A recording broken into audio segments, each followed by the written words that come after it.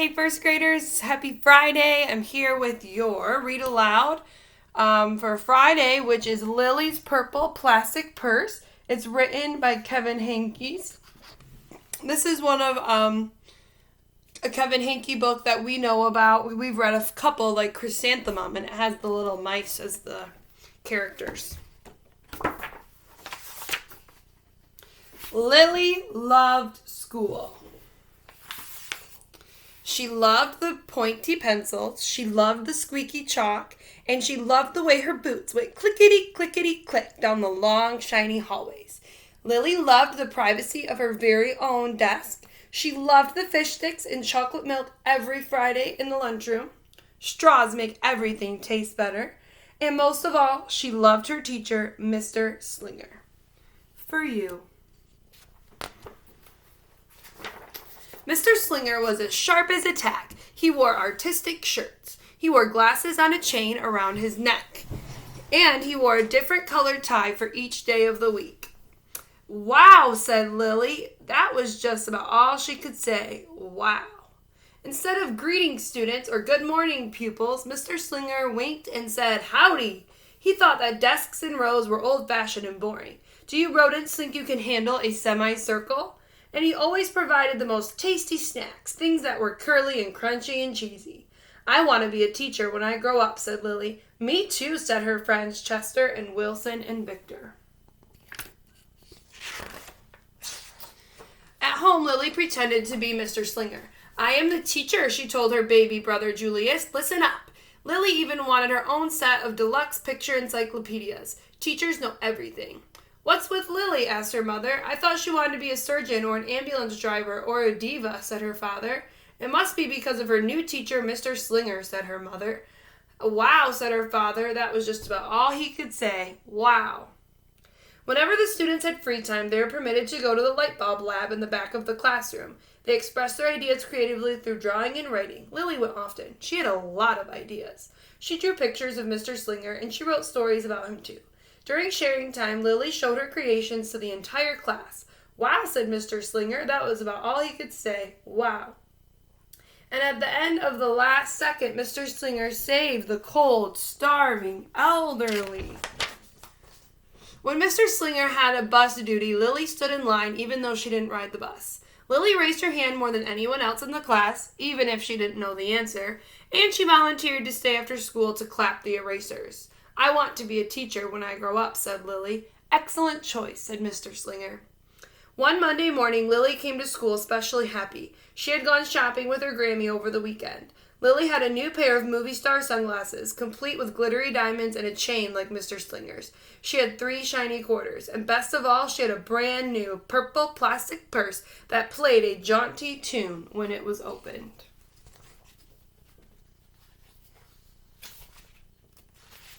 Lilly wanted to show everyone. Not now, said Mr. Slinger. Listen to our story. Lilly had a hard time listening. Lilly really wanted to show everyone. Not now, said Mr. Slinger. Let's be considerate of our classmates. Lilly had a hard time being considerate. Lilly really wanted to show everyone. Not now, said Mr. Slinger. Wait until recess or sharing time. But Lilly could not wait.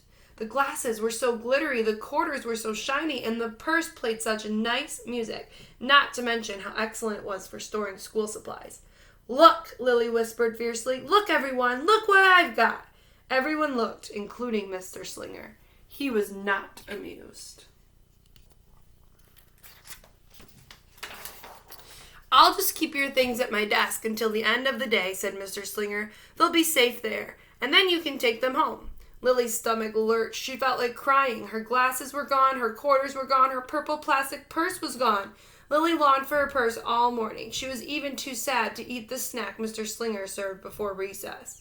That afternoon, Lilly went to the light bulb lab. She was still very sad. She thought and she thought and she thought, and then she became angry. She thought and she thought and she thought some more, and then she became furious. She thought and she thought and she thought a little bit longer, and then she drew a picture of Mr. Slinger. Big, fat, mean Mr. Stealing teachers, wanted by the FBI. P.S. I do not want to be a teacher when I grow up. Bad thief clause. Right before the last bell rang, Lily sneaked the drawing into Mr. Slinger's book bag.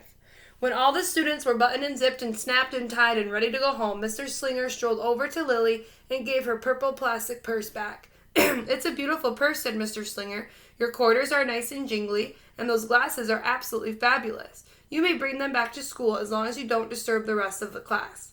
"I do not want to be a teacher when I grow up," Lily said as she marched out of the classroom.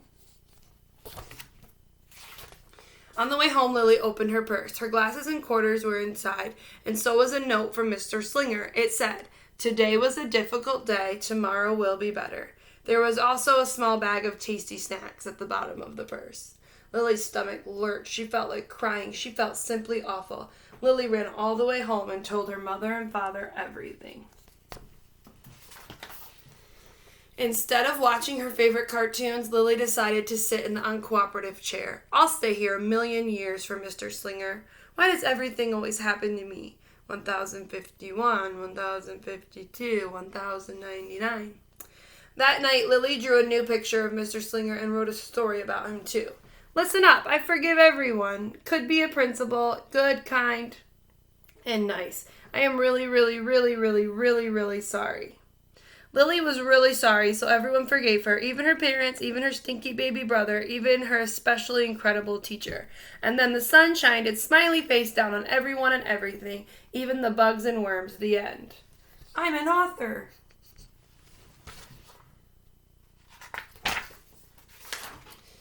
"How could you resist my no-frilled cheese balls?" said Mr. Slinger.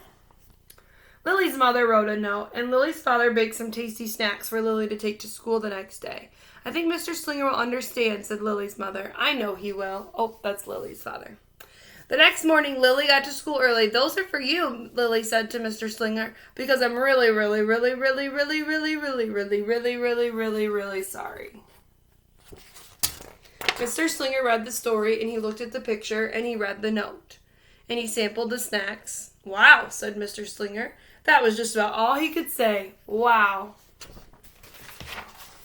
"What do you think we should do with this?" asked Mr. Slinger. "Could we just throw it away?" asked Lily. "Excellent idea," said Mr. Slinger. "It's like having an extra pocket with a radio inside. 3/4, she's doing sharing time. 3/4 are even better than $1 million bill because they make noise. Glamorous protection from harmful rays." During sharing time, Lily demonstrated the many uses and unique qualities of her purple plastic purse, her shiny quarters, and her glittery movie star sunglasses. Then she did a little performance using them as props. "It's called interpretive dance," said Lily. Mr. Slinger joined in. "Wow," said the entire class. That was just about all they could say. Wow. Throughout the rest of the day, Lily's purse and quarters and sunglasses were tucked safely inside her desk. She peeked at them often, but she did not disturb a soul. Right before the last bell rang, Mr. Slinger served Lily's snacks to everyone's delight. "What do you want to be when you grow up?" asked Mr. Slinger. "A teacher," everyone responded. Lily's response was the loudest. "Excellent choice," said Mr. Slinger. As the pupils filed out of the classroom, Lily held her purple plastic purse close to her heart. Mr. Slinger was right. It had been a better day. Lily ran and skipped and hopped and flew all the way home. She was so happy. And she really did want to be a teacher when she grew up.